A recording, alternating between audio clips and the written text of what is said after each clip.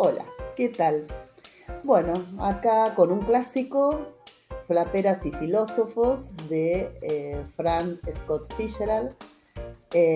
Bueno, no es un libro como que yo pudiera recomendar porque es un libro, es un clásico, es un libro que no necesita ningún tipo de recomendación ni nada por el estilo, pero bueno, sí puedo comentar que es la primera vez que leo a Fitzgerald.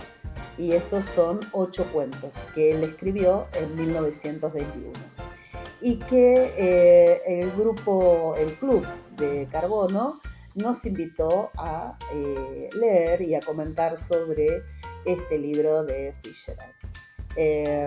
Bueno, tengo que decir que son 8 cuentos hermosos, tengo mis predilectos, eh, y bueno, vamos a ir desgranando un poquito lo que vine leyendo de Fitzgerald, que yo no sabía nada de la vida de él, así que me pareció bastante interesante sobre su personalidad, sobre su forma de escribir, que está basada en los años 20 en Estados Unidos.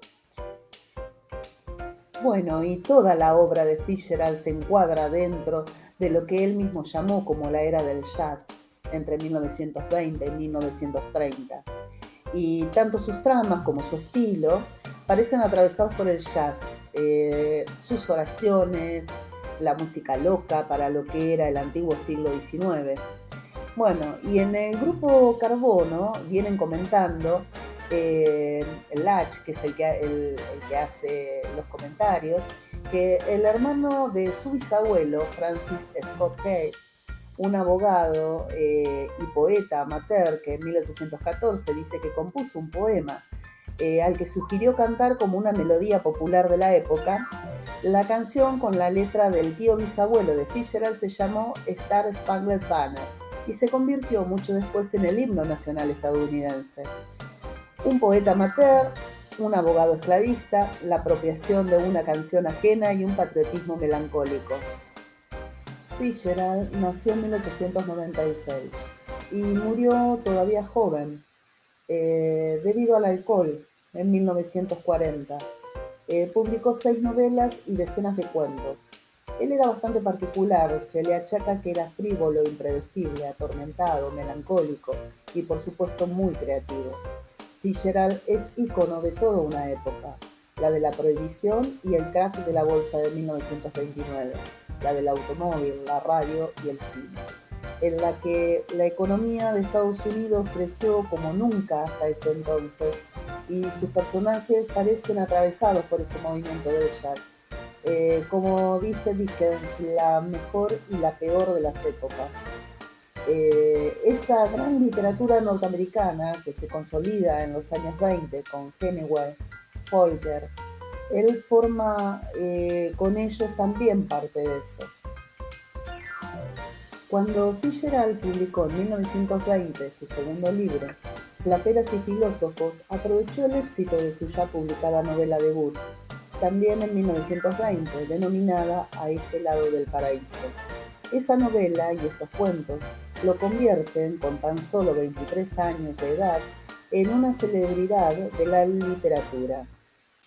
Los 2 primeros cuentos de los 8 que tiene el libro, Fitzgerald escribe sin parar, con un afán de conquista, obsesionado por la necesidad de dinero para ser aceptado socialmente en las clases altas, conseguir así esas chicas elegantes con las que deseaba formar pareja. Después de un fracaso amoroso que lo llevó a meterse en el ejército mediante un deseo suicida. Bueno, en 1919 Fitzgerald se encerró en el altillo de la casa de los padres para reescribir un manuscrito que ya había sido rechazado, titulado significativamente Los románticos egoístas, para convertirlo en A este lado del paraíso, que es el nombre que adquirió la novela publicada. Cuando esta versión sí fue aceptada, Fitzgerald salió a festejar por las calles, retomó su amor tormentoso con Zelda Zaire, una muchacha sureña tan inusual como bonita. Ese mismo año se casa con ella. y ambos son especialmente excéntricos en su forma de ser para esos años. Junto a los libros publicados, también inauguraban la nueva década siendo jóvenes, bellos y exitosos. Pronto sus hazañas se hicieron célebres en toda Nueva York.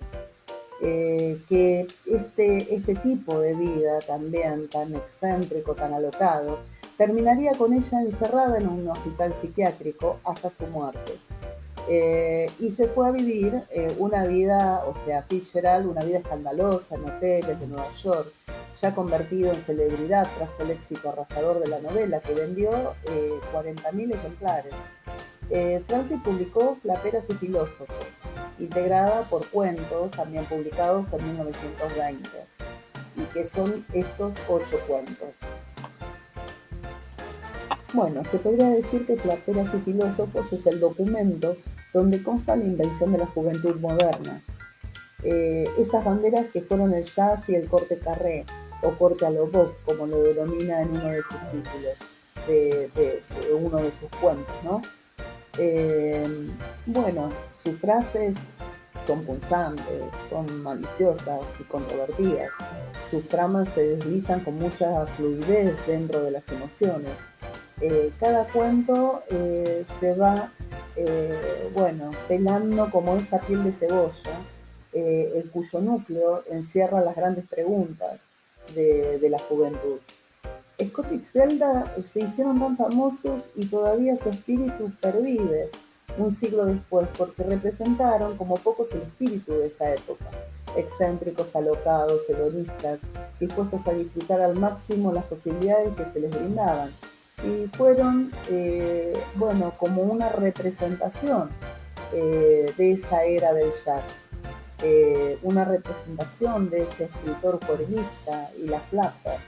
El observador que disecciona y analiza la sociedad que lo rodea, y ese paradigma nuevo de la mujer. Estados Unidos todavía era una nación joven en los años 20, pero que estaba dispuesta a disfrutar después de haber participado de esa breve pero intensa guerra, de esa Primera Guerra Mundial. Bueno, en el cuento del pirata de cabotaje, es un cuento de tono irónico. Se podría decir que es la marca registrada de Fitzgerald, dice Santiago Lach, que es una ironía, esa ironía del estilo, que es también la ironía de la trama.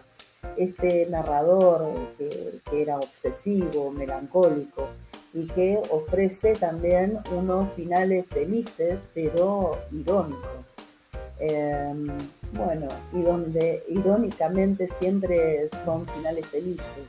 El cuento es el primero en el que Fitzgerald prueba, en el pirata de cabotaje, prueba una idea de trama que será recurrente en sus cuentos, que es la de una heroína que se ve seducida por la hazaña extraordinaria de un protagonista masculino.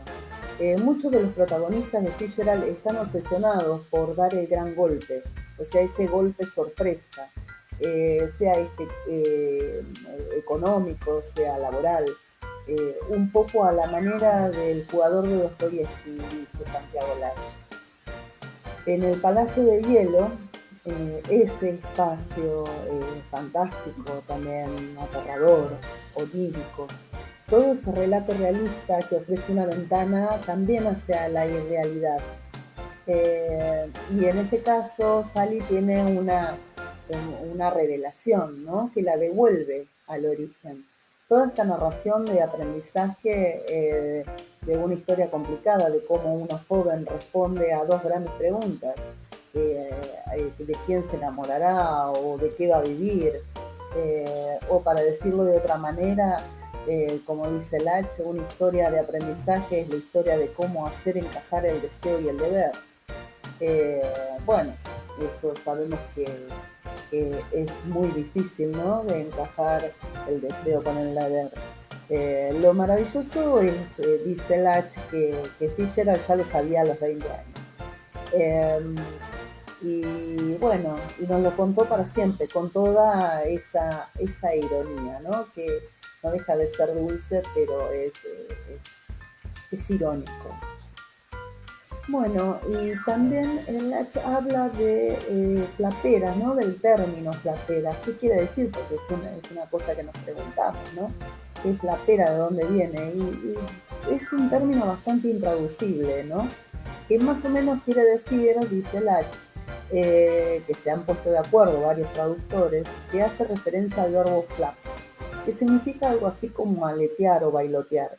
Y en algún momento empezó a designarse así a los adolescentes que no habían desarrollado del todo su pelo y que esa colita flapeaba, o la colita que se hacían flapeaba. Ya en 1631 el término apareció asociado también a la prostituta. En la década de 1890 se designaba tanto a una joven prostituta como más ampliamente, con un sentido despectivo, peyorativo, a una adolescente rebelde. Bueno, ese sentido despectivo del término fue invertido para convertirlo en bandera provocativa en la década de 1910 y sobre todo en la posguerra. Las flappers eran chicas que usaban faldas cortas y corte carré o corte a lo bob. Escuchaban jazz, manejaban autos, tomaban alcohol y fumaban en público. Y bueno, se rebelaban contra esos comportamientos formales, socialmente aceptados. Esas flaperas que rompían corazones y que también sus corazones eran rotos, ¿no? Romper matrimonios o conjurarlos trágicamente, como en el bol de cristal tallado que parecía contener todo lo roto que hay en cada uno de nosotros. Coincido con Lach que Berenice corta el pelo a lo Bob, uno de los cuentos de flaperas y filósofos, es también la que es el cuento que más me gustó, porque tiene esa sorpresa, ¿no? Al final. Aunque la historia del Bols de Cristal también me gustó. La de Berenice es una historia muy estadounidense, de creación de la personalidad. El gran credo, ¿no? Dice Lach, de los Estados Unidos, es esa idea de que uno puede prescindir de la herencia y hacerse a sí mismo. Esa transformación de Berenice, esa venganza perfecta, que se conforma en ese arrojar de trenzas al porche. En definitiva, que son el símbolo de algo gigante. Son esos cierres que aparecen con tenerlo todo. Fitzgerald era a la vez un narrador de ideas, un narrador de imágenes, un genio del detalle y un genio del concepto. Bueno, esto es lo que dice Lach y coincido, no me queda otra porque ya lo digo, es la primera vez que leo a Fitzgerald y sí, es muy interesante poder entender que todas estas cosas, ¿no? Del narrador de ideas, el narrador de imágenes, el genio del detalle y el genio del concepto es lo que para mí define a Fitzgerald. Por eso es un clásico, por eso es infaltable leerlo. Así que bueno, como siempre, cada vez que uno lee un clásico es como volver a las fuentes y entender el por qué son clásicos. Así que, bueno, es un libro que valió la pena leerlo, disfrutar todos estos conceptos, ¿no? que uno fue leyendo. A medida que uno iba leyendo los cuentos, va leyendo todos estos conceptos, ¿no? que contiene Fitzgerald en su obra y la verdad que sí, es muy sorprendente. Bueno, los dejo hasta aquí, nos vemos en la próxima reseña y bueno, muchas gracias por escucharme hasta acá. Nos escuchamos en la próxima. Gracias.